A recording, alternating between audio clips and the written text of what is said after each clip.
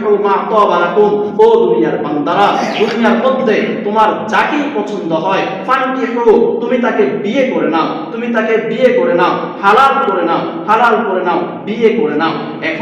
এখন আল্লাহ বললেন তুমি তাকে বিয়ে করে নাও যদি পছন্দ হয়, এরপরেও লা তাকরাবুজ জিনা, জিনার কাছে দিও না। এখন এবার আপনি বলবেন হুজুর, আমি আমার সন্তানকে, আমি আমার মেয়েকে গরিবের হাতে কেমনে তুলে দেই? আমার সন্তান রুজি করে না, ইনকাম করে না, কামাই করে না, তাকে আমি কেমনে বিয়ে করাই? আল্লাহ তাআলাও সেটার উত্তর দিয়ে দেয়। আল্লাহ তাআলা বলেন ওয়া আনতুমুল ফুকারাই, যদি তারা গরিব থাকে বিয়ের অবস্থায়, বিয়ের আগে যদি তারা গরিব থাকে, ইউনিহিমুল্লাহু, আমি আল্লাহ তাদেরকে ধনী বানাইয়া দিব, মিন ফাদলিহি, আমি আল্লাহর রহমে, আমি আল্লাহর করমে। আল্লাহ বলেন এই বিয়েটা করে তোমরা হালাল হয়ে যাও, যাকে পছন্দ তাকে বিয়ে করে হালাল হও, এরপরেও তোমরা জিনার কাছে যেও না।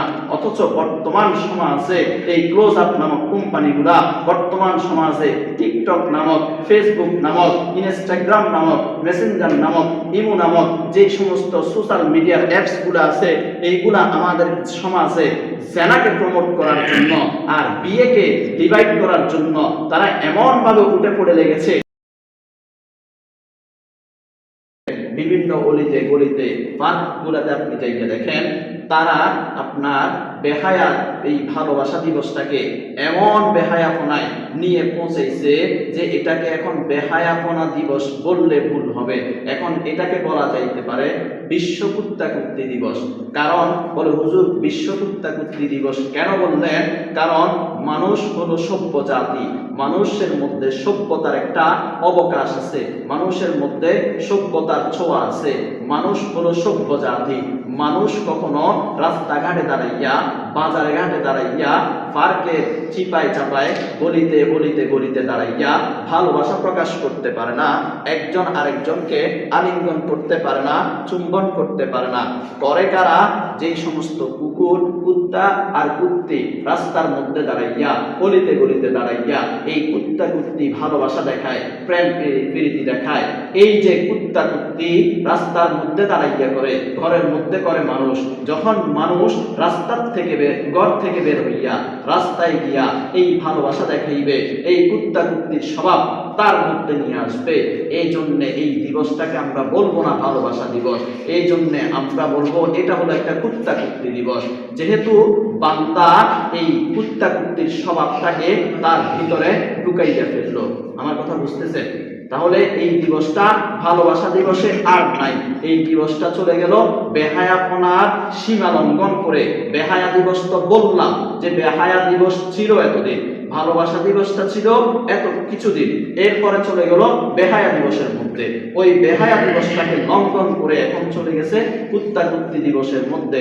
আপনি চট্টলার দিকে যাইলে দেখবেন, ঢাকার দিকে যাইলে দেখবেন, ফেনী শহরের বিভিন্ন পার্কগুলাতে যাইলে দেখবেন যে 14 তারিখে ফুলের দোকানে ফুল নাই, পার্কগুলাতে জায়গা নাই, ওই যে কুত্তা কুত্তি বসে তারা প্রেম ভালোবাসা করতেছে। অথচ আল্লাহ তাআলা কোরআনুল কারীমে বলেন, আমি যে আয়াতে কারীমা তিলাওয়াত করেছি, ওয়ামিনান নাসি মান ইয়াত্তাখিযু মিন দুনিল্লাহি আনদাদান ইউহিব্বুনাহুম কাহুব্বিল্লাহ। আল্লাহ তাআলা বলেন তোমাদের মধ্য থেকে যদি কোনো বান্দা আল্লাহ তাআলাকে ব্যতীত অন্য কোনো বান্দাকে ভালোবাসার মানুষ হিসাবে গ্রহণ করে, তোমাদের মধ্যে এমন কিছু বান্দা আছে যেই বান্দা আল্লাহকে ব্যতীত, আল্লাহ তাআলাকে ছাড়া অন্য কোনো বান্দাকে হয়তো মূর্তিকে গ্রহণ করতে পারে, অথবা চাঁদকে গ্রহণ করতে পারে, সূর্যকে গ্রহণ করতে পারে, গরুকে গ্রহণ করতে পারে, দেব দেবীতাকে গ্রহণ করতে পারে, যে যাকেই গ্রহণ করুক না কেন তারা আল্লাহ ব্যতীত তাদেরকে ভালোবাসে। কেমন ভালোবাসে? কাহুব্বিল্লাহ। আল্লাহ তাআলাকে যেমন ভালোবাসা দরকার ছিল ঠিক তেমন তারা ভালোবাসে। আল্লাহ তাআলা আমাদেরকে যেমন ভালোবাসে ঠিক তেমন তাদেরকে ভালোবাসে। এরা মুমিন না, এরা মুমিন না। যদি মুমিন হইতো এরা আল্লাহ তাআলা ব্যতীত অন্য কাউকে উপাস্য মানত না, অন্য কাউকে এরা ভালোবাসতে পারত না। যারা মুমিন আল্লাহ তাদের গুণ বর্ণনা করতে গিয়া বলেন ওয়াল্লাযীনা আমানু, এবং যারা মুমিন হবে আশাদ্দু হুব্বাল লিল্লাহ, তাদের ভালোবাসা আল্লাহর সাথে হবে দৃঢ় ভালোবাসা। তাদের ভালোবাসার থেকে বান্দাকে কেউ নড়াতে পারবে না, ছড়াতে পারবে না। আর যারা আল্লাহ ব্যতীত অন্য কাউকে ভালোবাসবে তাদের ভালোবাসা তারা মুমিন হতে পারবে না, তারা মুমিন ছাড়া আর যেই দল আছে ওই দলের লোক। আমার কথা বুঝছেন?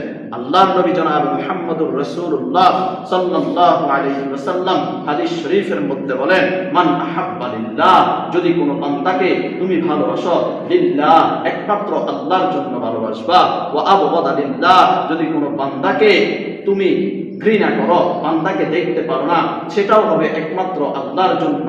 এরপরে আল্লাহর নবী বলেন, ওয়া আতা লিল্লাহ, যদি কোনো বান্দাকে অনুসরণ আর অনুকরণ করো, সেটাও হবে লিল্লাহ একমাত্র আল্লাহর জন্য।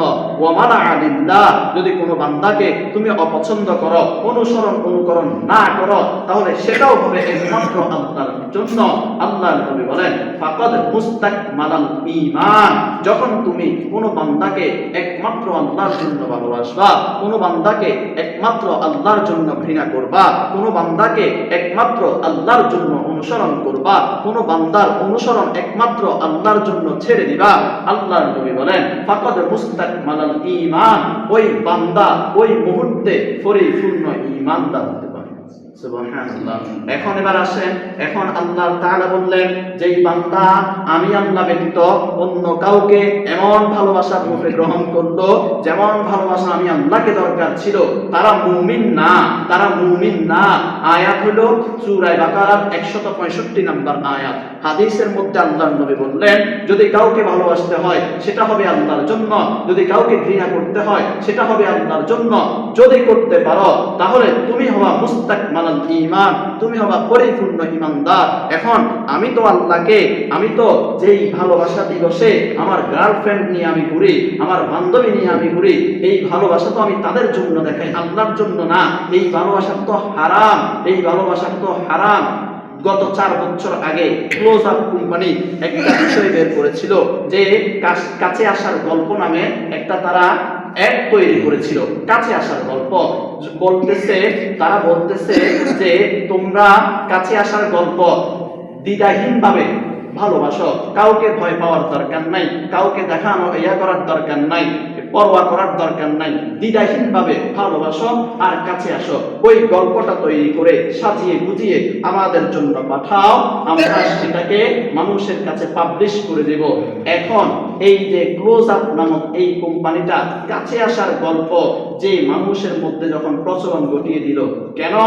মানুষদেরকে কোরআন থেকে, মানুষদেরকে দিন থেকে, ইসলাম থেকে দূর করার জন্য। বলে হুজুর কেমনে? আল্লাহ বললেন, ওয়ালা তাকরাবুজ জিনা, ওয়ালা তাকরাবুজ জিনা, ও দুনিয়ার বান্দারা তোমরা জিনার কাছেও যেও না। জিনা করবা তো দূরের কথা, তোমরা জিনা করবা তো দূরের কথা, জিনার কাছেও যেও না। এখন আমরা কি করলাম? ক্লোজ আপ কোম্পানিকে মেনে নিলাম, ক্লোজ আপ কোম্পানির কাছে আসার গল্পকে মানলাম, মানিয়া আমরা কি করলাম? ওই যে জেনা তো করছি না, জেনার কাছে আমরা চলে গেলাম। আল্লাহ বললেন লা তাকরাবুজ জিনা, জেনা করবা তো দূরের কথা, জেনার কাছেও যেও না। আমরা এই বেহায়া দিবসটাকে, কুত্তাকুত্তির দিবসটাকে মেনে নিয়ে আল্লাহর এই আইনকে আমরা অমান্য করলাম যে লা তাকরাবুজ জিনা। আল্লাহ বললেন জেনার কাছেও যেও না, কিন্তু আমরা 14 তারিখে কুত্তাকুত্তির দিবস বানাইয়া জেনার কাছে গেছি না, জেনার দিবসটা বানাই ফেলছি না। অথচ আল্লাহ বলেন ফানকিহু মা তাবা লাকুম মিনান নিসাই মাসনা ওয়া সুলাসা ওয়া রুবাআ। আল্লাহর নবী বলেন আল্লাহ তাআলা বলেন ফানকিহু মা তাবা লাকুম, ও দুনিয়ার বান্দারা, দুনিয়ার মধ্যে তোমার যাকেই পছন্দ হয়, ফানকিহু, তুমি তাকে বিয়ে করে নাও, তুমি তাকে বিয়ে করে নাও, হালাল করে নাও, হালাল করে নাও, বিয়ে করে নাও। এখন আল্লাহ বললেন তুমি তাকে বিয়ে করে নাও যদি পছন্দ হয়, এরপরেও লা তাকরাবুজ জিনা, জিনার কাছে যেও না। এখন এবার আপনি বলবেন হুজুর আমি আমার সন্তানকে, আমি আমার মেয়েকে গরিবের হাতে কেমনে তুলে দেই? আমার সন্তান রুজি করে না, ইনকাম করে না, কামাই করে না, তাকে আমি কেমনে বিয়ে করাই? আল্লাহ তাআলাও সেটার উত্তর দিয়ে দেয়। আল্লাহ তাআলা বলেন আল্লাহ তাআলা বলেন ইউগনিহিমুল্লাহু মিন ফাদলিহি। আয়াতের শুরু অংশটা মনে নাই। আল্লাহ বলেন ইউগনিহিমুল্লাহু মিন ফাদলিহি ওয়া আনতুমুল ফুকারাই না, ওয়া আনতুমুল ফুকারাই, যদি তারা গরিব থাকে বিয়ের অবস্থায়, বিয়ের আগে যদি তারা গরিব থাকে, ইউনিহিমুল্লাহু, আমি আল্লাহ তাদেরকে ধনী বানাইয়া দিব, মিন ফাদলিহি, আমি আল্লাহর রহমে, আমি আল্লাহর করমে। আল্লাহ বলেন এই বিয়েটা করে তোমরা হালাল হয়ে যাও, যাকে পছন্দ তাকে বিয়ে করে হালাল হও, এরপরেও তোমরা জেনার কাছে যেও না। অথচ বর্তমান সমাজে এই ক্লোজ আপ নামক কোম্পানিগুলা, বর্তমান সমাজে টিকটক নামক, ফেসবুক নামক, ইনস্টাগ্রাম নামক, মেসেঞ্জার নামক, ইমো নামক যে সমস্ত সোশ্যাল মিডিয়ার অ্যাপস গুলো আছে, এইগুলা আমাদের সমাজে জেনাকে প্রমোট করার জন্য আর বিয়েকে ডিভাইড করার জন্য তারা এমন ভাবে উঠে পড়ে লেগেছে। আপনি দেখেন না, 4 দিন আগের কথা, তাজা খবর, আমার কথা বুঝতেছেন না আপনারা সবাই? কথা বুঝতেছেন? তাজা খবর, শুভা নামক একটা মেয়ে টিকটক বানাইতো, বয়স 11 থেকে 12 বছর। ওই মেয়েটা দেখতে খুব সুন্দর মাশাআল্লাহ, ওই মেয়েটা আপনার পালিয়ে গেছে তার বয়ফ্রেন্ডের সাথে। পালানোর পরে এইদিকে মাকে হসপিটালে রেখে পালিয়ে গেছে, এইদিকে সবাই বেকুল হয়ে গেছে যে ছোট বাচ্চা, বাচ্চাটা কোথায় গেল, বাচ্চাটা কোথায় গেল, বাচ্চাকে খোঁজার জন্য হয়রান হয়ে গেল। অথচ বাচ্চা ভিডিও বার্তা পাঠাইছে, আমি আমার বয়ফ্রেন্ডের সাথে ভালো আছি, আমি আমার বয়ফ্রেন্ডের সাথে ভালো আছি, আমি আমার বয়ফ্রেন্ডের সাথে ঘুরতেছি। কেন গেছো তুমি তোমার বয়ফ্রেন্ডের সাথে? বাচ্চা বলে বাসায় আমার ভালো লাগে না, বাড়িতে আমার ভালো লাগে না, এই জন্য আমি আমার বয়ফ্রেন্ডের সাথে পালিয়ে গেছি, এই জন্য আমি আমার বয়ফ্রেন্ডের সাথে চলে আসছি। এখন এবার আসেন তো, বলেন তো, এই যে বাচ্চাটা চলে গেল, বাচ্চাটা কি বিয়ের মর্ম বুঝছে কি বুঝে নাই? বলেন তো, বিয়ের মর্ম বুঝছে না? যদি না বুঝতো এই বাচ্চা 11 বছরের বাচ্চাটা, 12 বছরের বাচ্চাটা বাড়ি থেকে পালাইতো না, বাড়িতে তার ভালো লাগতো না।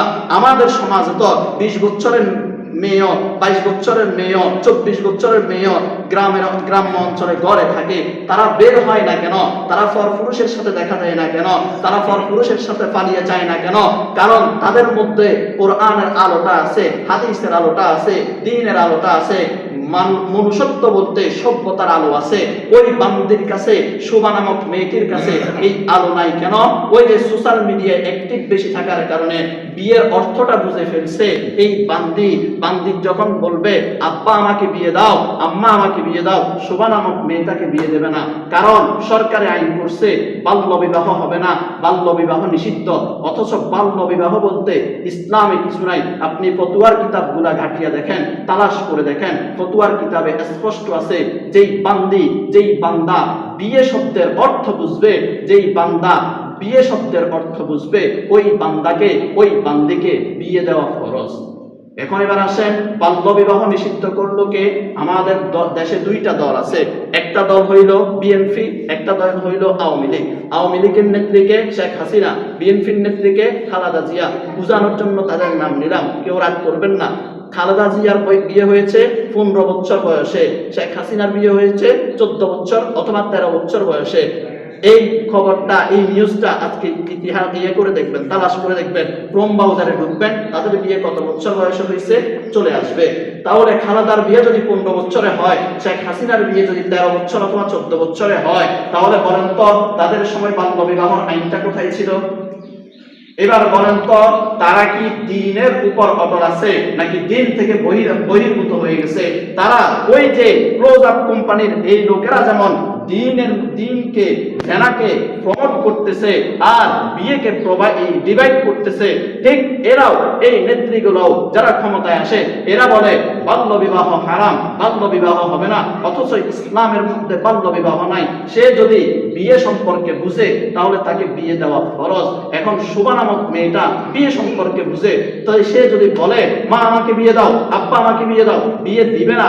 যার কারণে মেয়েটা পালিয়ে তার বয়ফ্রেন্ডের সাথে ঘুরতেছে। কেন দিবে না? ওই যে বাল্য বিবাহ হারাম। অথচ আল্লাহ তাআলা বলেন ফানকিহু মা তাবা লাকুম মিনান নিসা, যে মেয়েকেই তোমার পছন্দ হয় সেই মেয়েকেই তুমি বিয়ে করে নাও। আল্লাহর নবী বলেন